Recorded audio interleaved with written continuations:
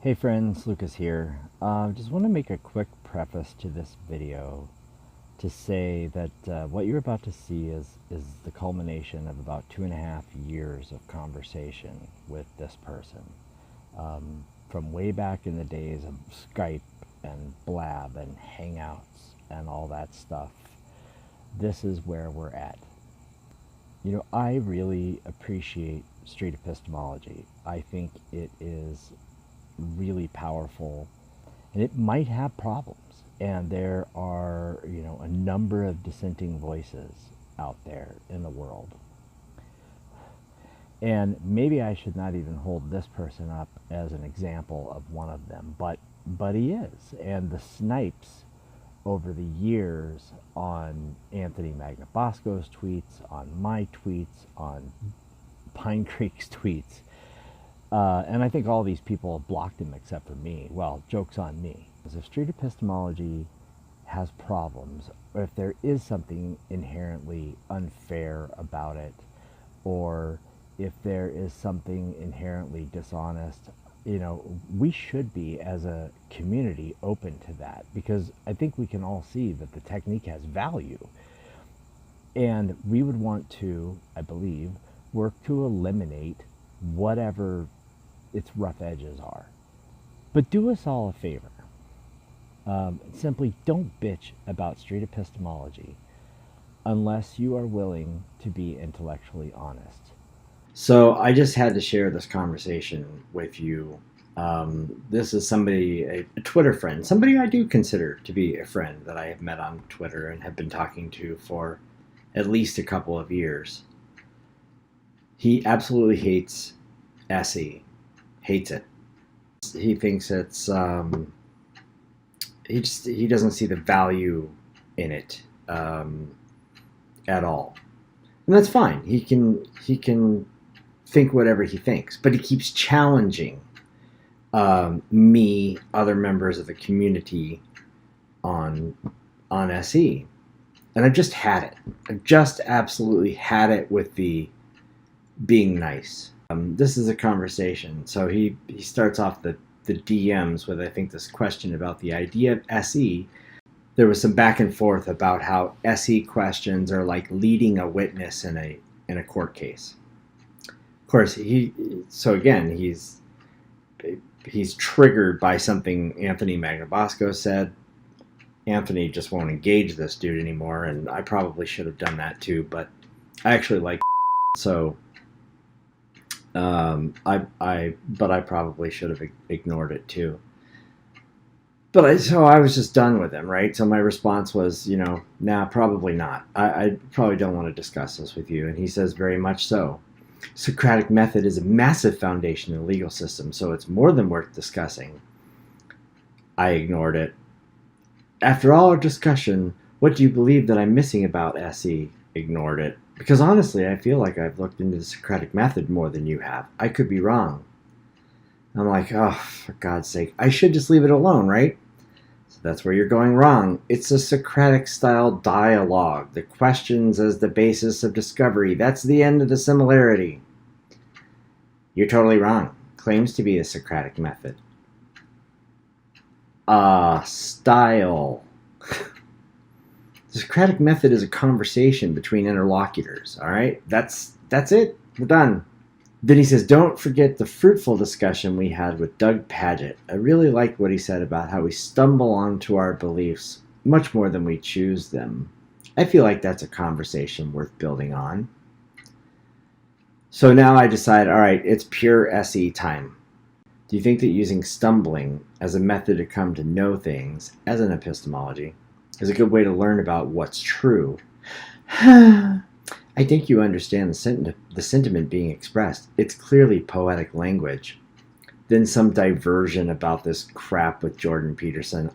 So he says, worth a watch. So what do I care about this? Let's stay on topic. Do you think that stumbling upon what other people believe, which is what was inferred by the poetic language, or hanging on to what we grew up with, is a good method to use to discover truth? Lucas, you're coming off as either brain dead or an asshole.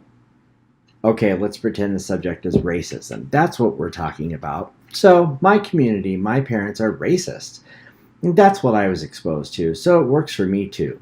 Is that a good method to use to determine if someone can be better because of their race?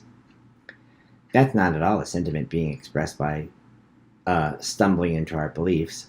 I would just say that growing up in that environment would influence you undoubtedly. You're interpreting stumble into our beliefs as a justification, and it's not. Oh, I agree. Growing up around ideas like that certainly would influence a person. The question is, can we rely on that exposure as being the truth? Well, maybe you could say beliefs are a symptom to our environment. We emerge with them. Okay, so this was a direct question. Try and think about the answer to the question. When you immediately launch into, can we rely, this is when SE becomes leading and I feel like I'm in a courtroom. Can you answer the question? I object. Haha. Can you see how this feels like a legal conversation? Okay, good. Now I get to ask, do you care if what you believe is actually true? You've asked me this before. Do you? I forget. I've not checked the record, Your Honor. Ooh, he's playing along. Haha. I'm not the judge, by the way. I'm in the stand being questioned, remember? Are you going to answer any questions directly? Shall I ask the court to compel you then? I will question you as if you were a hostile witness. Well, this is where leading is valid if you believe the witness, me, to be hostile. Okay, let me respond with a question. Who is the arbiter of what's deemed true? You are, as far as I'm concerned.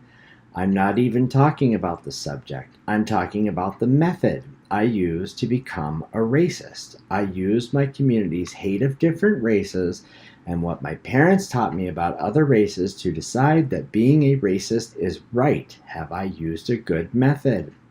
So individuals get to decide objective truth? I kind of lost it here. Answer the motherfucking question. I didn't ask you if it was objectively true that I am a racist. I asked if I used a good method. Be intellectually honest. Fuck, dude. Where's the anger coming from? This isn't open exploration of each other's point of view. Seems like it angers you that I see things differently to you. Answer the question or never speak to me about SE again.